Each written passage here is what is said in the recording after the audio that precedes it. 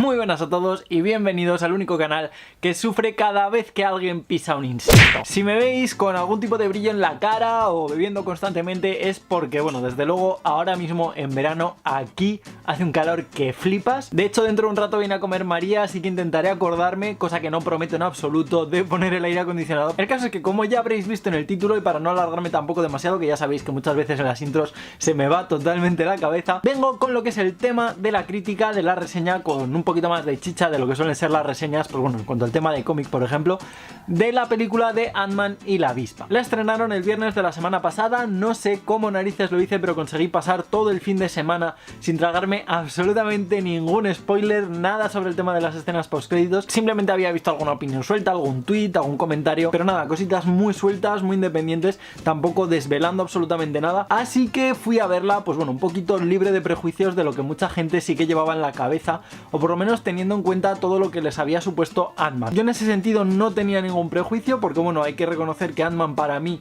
digamos muy entre comillas, que ha supuesto bastante, porque bueno, por un lado en su momento me gustó, básicamente por el hecho de que rompía un poquito con toda la línea que teníamos, por lo menos en cuanto a la mentalidad o a la concepción de todo el tema del UCM, y por otro lado porque, como ya sabréis, si es que lleváis aquí desde el principio del canal, que me imagino que no, porque evidentemente fue el primer vídeo, era la crítica de Ant-Man. Evidentemente por eso le tengo también cierto cariño, sé que el vídeo pues evidentemente no es de lo mejor, he crecido mucho en cuanto al tema, pues bueno, de soltarme ante la cámara, de ir hablando, el tema de la edición de vídeo. Digamos que después de 3 años, pues bueno, creo que le he pillado un poquito más el rollo. El caso es que al final, pues eso, ¿no? Simplemente era una película que para mí, pues significó un poco en cuanto a todo este tema. Cuando entré no sabía tampoco, repito, qué esperarme, sí que habíamos visto cosillas en los trailers, evidentemente ya teníamos en mente todo el tema de lo que había sucedido en Infinity War. Os pido perdón de entrada si oís algún ruido de fondo, pero es que es imposible estar grabando con la ventana cerrada. Quedaba muy en el aire todo el tema de personajes como Clint Barton, como Scott Lang, como bueno, pues un poquito todo lo que estaba sucediendo, digamos, al margen de lo que teníamos en la línea más central de Infinity War, con esos personajes, con esos Vengadores, esos Guardianes de la Galaxia. Y aquí es justamente donde entraba Ant-Man, ¿no? A llenar un poquito ese vacío, aunque la película funciona de manera anterior a lo que es el desarrollo de Infinity War. Justamente por eso el concepto era un poco extraño, el hecho de que la estuviéramos viendo posteriormente en el cine, pero que a la vez funcionara como una especie de precuela. Sí que es verdad que ya lo que son las escenas postcréditos, pues evidentemente hacen completamente ese nexo de unión con todo lo que ya tenemos en la trama más central, pero también teníamos ciertos spoilers con todo lo que se nos ha enseñado, pues bueno, de fotos de rodaje, de material promocional, de lo que va a suceder en Infinity War 2, Vengadores 4, llamadlo como os dé la gana, pero este es un tema del que hablaremos posteriormente y que evidentemente lo marcaré como spoiler por si alguien pues no ha visto Infinity War. Evidentemente toda esta situación, todo esto que rodea a la trama de los Vengadores, este cambio que parece que van a tomar desde el UCM, por lo menos a nivel un poquito conceptual del universo en cuanto a la adaptación de cómics de Marvel, marcaba y encasillaba muchísimo la película de Ant-Man. Es una sensación que yo he tenido, que además se la comenté a María una vez que salimos del cine, que estaba como marcando demasiado las reglas y que al final la historia que nos cuentan, digamos que no me resulta tan relevante, o por lo menos no me aporta demasiado en cuanto a lo que es el desarrollo del futuro del UCM como tal. Sí que es verdad que hay una parte que va a afectar a la cuarta película de los Vengadores, evidentemente por una cuestión conceptual que, como digo, es la que comentaremos posteriormente, pero creo que eso es lo único que marca esa trama, ese desarrollo central de lo que es Ant-Man y la avispa, como que únicamente querían desarrollar a los personajes, no tenían tampoco una especie de trama que pudiera, pues bueno, darle un mayor peso a todo esto, aunque sí que es verdad que ya en la primera película, pues bueno, se nos desarrollaba muchísimo toda esa idea del universo cuántico, que es la que vamos a ver en Ant-Man y la avispa. Como digo, este es un concepto que a mí por lo menos me resulta muy extraño, el hecho de que hayan encorsetado la película como tal, pero tampoco sé si esto ya estaba pensado en 2015. Esa idea es algo que a mí me ha dejado como un regusto muy extraño, pero que evidentemente para nada ha hecho que deje de disfrutar lo que es la película que nos iban a traer. De hecho, aunque hay mucha gente que está en contra de la película de Ant-Man, para mí es un top 5 dentro de todo lo que es el UCM, y Ant-Man y la avispa no hace sino reforzar toda esa idea. Sí que es verdad que a lo mejor le pasa igual que a Guardianes de la Galaxia, que la primera entrega, al ser tan distinta de lo que habíamos visto hasta ahora, pues bueno, tiene ese factor sorpresa, ¿no? Ese factor rompedor con todo lo que nos habían mostrado, y esta, pues bueno, es un poco más continuista dentro de la línea que nos estaban trayendo. Sin embargo, reconozco que incluyen una cantidad de personajes, incluyen muchísimo más, pues bueno, mundo, si queremos llamarlo así, a todo lo que es el desarrollo de personajes como Hank Pym, como Scott Lang, como Hope Van Dyne, Line y un increíble plantel de secundarios que la verdad es que yo he disfrutado muchísimo. De hecho, ya hay algunos que personalmente desconozco porque reconozco que el mundo del Hombre Hormiga no es algo que me haya llamado demasiado en el mundo del cómic. Y el caso de ver a Fantasma, aunque sí que ha recibido muchas críticas, pues bueno, como siempre, por todos estos temas, que si de cambio de sexo, de bla bla bla, me ha encantado porque a mí me ha parecido un planteamiento, digamos, bastante justificado. Es un personaje que al final, durante muchísimos años, durante muchísimo tiempo, ha estado rumiando toda esa mala hostia que ha estado haciendo a raíz de algo que en su momento detonó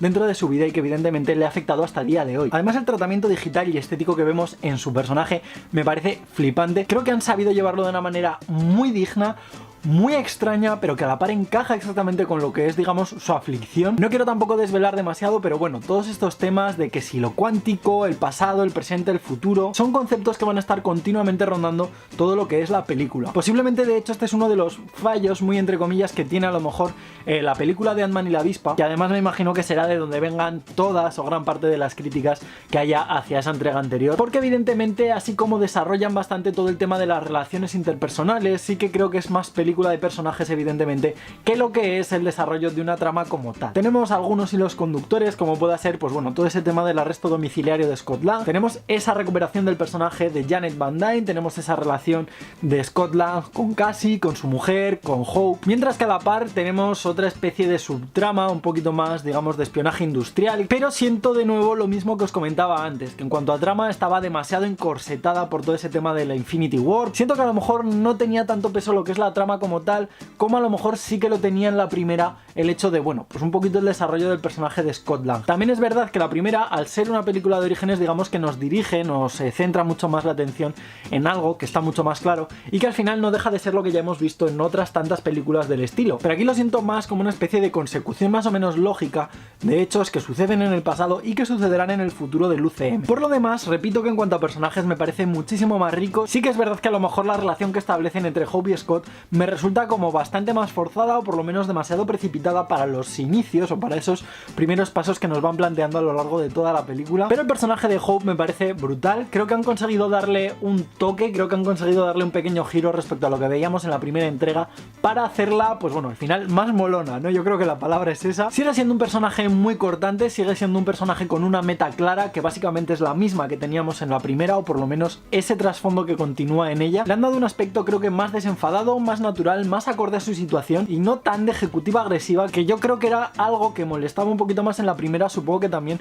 porque es, digamos, un arquetipo mucho más manido. De hecho me gusta bastante más porque creo que han conseguido darle la vuelta para que Hope no sea la hija de Hank Pym, sino que ese señor adorable sea el padre de Hope. Sí que es verdad que el peso científico sigue recayendo en el personaje de Hank Pym, creo que está bastante bien cogido porque al final digamos que lo sentimos como un poquito más nostálgico, ¿no? Es algo que ya veíamos en la primera parte porque él ya nos hablaba, pues bueno, de esa participación en todo el proceso de la Guerra Fría, teníamos un pequeño flashback al principio de la película, pero aquí por fin sentimos esa conexión dentro del UCM, ¿no? Esa conexión con personajes de S.H.I.E.L.D., como él y Janet se convertían en una especie de proto-vengadores, y así como ella evidentemente destaca un poco más, también porque forma parte, digamos, de este elenco más protagonista, creo que él se convierte en un secundario necesario para establecer ese universo y esa concepción pues un poquito más chichosa dentro de todo lo que es ese factor más científico de todo lo que tenemos alrededor de Ant-Man. Me gusta también en ese sentido porque así como por ejemplo otros casos como pueda ser el de Pantera Negra o como pueda ser el de Iron Man, tenemos ese rollete científico pero que no se nos llega a desarrollar del todo, siento que en Ant-Man le están dando un peso bastante más denso,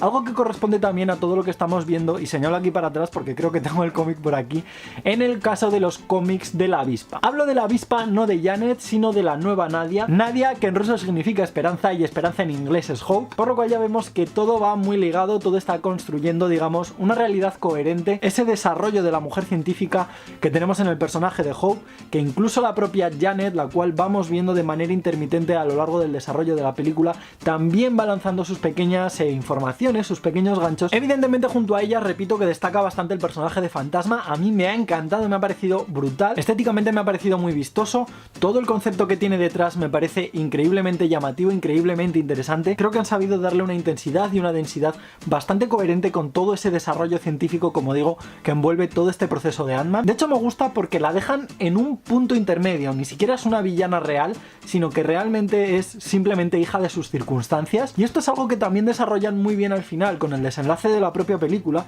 ya que la dejan, digamos, en una especie de limbo, no sabes exactamente en qué punto se encuentra. Por desgracia, dentro de todo lo que es la película, es el propio Ant-Man, el propio Scott Lang, el que creo que reduce bastante todo su peso. No porque realmente no sea un punto relevante para todo lo que es el desarrollo, sí que es verdad que ya desde la primera parte, digamos que significaba un punto de inflexión para todo lo que es la trama de esta segunda entrega, pero lo he visto simplemente como un poquito más la excusa para traernos a personajes como Janet, para desarrollar la relación de Hank Pym, y es a partir de este momento en el cual voy a considerar que lo que estoy a punto de decir es spoiler. Si queréis continuar viendo la reseña, saltaros hasta que desaparezca este sellito, porque bueno, al final es más o menos la parte en la cual voy a desvelar algo de chicha. Como os estaba comentando, sí que lo siento un poquito como la excusa, y en este sentido es donde yo caía en todo el tema del encorsetamiento para justificarme el desenlace de Vengadores 4. Tenemos a un Scott Lang que ya en la primera parte se veía dentro de ese universo cuántico, el cual entraba en contacto con el personaje de Janet Van Dyne, y que evidentemente es parte de la trama central de esta segunda entrega, por lo cual digamos que sirve muy bien de enlace para todos estos temas. ¿Qué sucede con todo esto? Que se convierte en una realidad pseudo necesaria,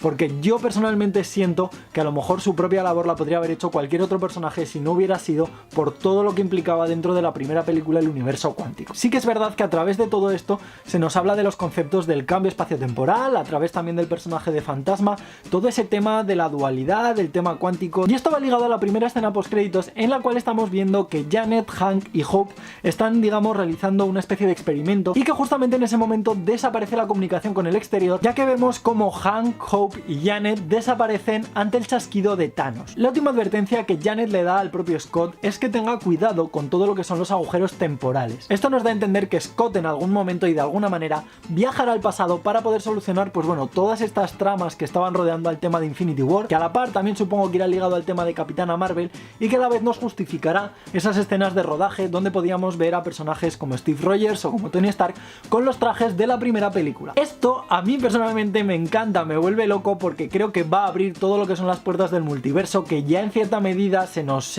planteaba, digamos, a raíz de todo lo que son las realidades de Doctor Extraño, pero que no habíamos llegado a tener de manera mucho más física. Aquí es donde se acaba el spoiler, pero como os digo, para mí Scott decae bastante también porque le dan una gran carga, digamos, humorística, que aunque bueno, está bastante bien integrada, porque además responde bastante bien a todo lo que es la dinámica general que estaban llevando con Ant-Man, digamos que al recaer todo sobre él, sobre su persona, sobre sus situaciones, al final no es que se me haga excesivamente cargante, pero sí que llega un punto en el cual ya estás esperando simplemente que él haga lo suyo. Sí que es verdad que creo que explotan bastante bien todo lo absurdo que puede llegar a ser un personaje como es Ant-Man, ese concepto del hombre hormiga que en un principio, repito, pues que bueno, tampoco a lo mejor le puedes dar una película hiperdigna. Han conseguido darle ese toque de humor, ese toque de absurdo, que sí que es verdad que bueno, pues le hace interactuar bastante bien a lo mejor con lo que es esa acidez, esa seriedad, ese carácter mucho más cortante del personaje de Hope. En cuanto al tema digital, personalmente no voy a hablar absolutamente nada. Yo creo que ya todo lo que es el tema de Marvel ha conseguido desarrollar, pues bueno, digamos unas técnicas o una estética visual que me parece increíble. Sí que es verdad que siguen teniendo todavía ese fallo en cuanto al tema, pues bueno, digamos de las reconstrucciones faciales, en cuanto a todos los temas, pues de flashbacks y de juventud. Pero bueno, al margen de eso, yo creo que los dos grandes pesos visuales de la película han sido, por un lado, todo lo que es el tema pues de ese desarrollo del universo microscópico, ese desarrollo del universo cuántico, y por otro lado todo lo que es el arte conceptual del personaje de Fantasma, que como digo, a mí me ha parecido absolutamente brutal. Posiblemente sea uno de mis antagonistas favoritos dentro de todo lo que es el universo de Marvel. Como veis, al final es un largometraje que yo he disfrutado bastante. Sí que es cierto que a lo mejor, pues bueno, repito, que pierde todo lo que es el factor sorpresa y ese desarrollo que tenía detrás el personaje de Ant-Man, por lo menos como primera aparición dentro de todo lo que es el universo cinematográfico. Sí que me gusta también que vayan haciendo ligeros guiños a todo lo que ha ido sucediendo, especialmente en Civil War. Me gusta que hayan conseguido contextualizar todo dentro del UCM para darle, pues bueno, una mayor sensación de credibilidad, una mayor sensación de unidad a todo esto, pero aunque sí que creo que va a ser muy relevante en cuanto al desarrollo de Civil War 2, de Vengadores 4, me da la sensación de que sí que es una de estas películas para las cuales mucha gente se queja que hay que ver todo lo que es el conjunto. Aquí es donde voy a terminar porque me estoy poniendo hasta malo de estar grabando con todos los focos, con toda la luz y con todo el calor, pero me gustaría que me contarais, pues bueno, un poquito si habéis ido a ver esta película, qué opinión tenéis, si creéis que es algo que se pueda comprender de manera independiente, si está mejor que la primera, si no, si es algo muy encorsetado por Infinity War. Creo que posiblemente sea una de las películas que más dé que hablar en cuanto a todo lo que es la contextualización del UCM, por lo menos en los últimos años. Aquí os lanzo la pregunta, dejadme vuestra opinión por aquí debajo en la caja de comentarios. Ya no me voy a ir a pegar un duchote que va a flipar, pero vamos, todo el mundo. Como siempre os dejaré por aquí debajo en la caja de información todo el tema de redes sociales, por si os apetece seguir ir charlando por Facebook, por Twitter, por Instagram o por donde sea. Y como siempre, si pincháis en este botón de aquí os podéis suscribir directamente al canal, que es totalmente gratis. O si no, podéis pinchar en este recuadro de aquí y os llevará un vídeo totalmente aleatorio que posiblemente todavía no hayáis visto. Esto ha sido todo por hoy y como no me queda mucho más que decir, me despido y hasta la próxima.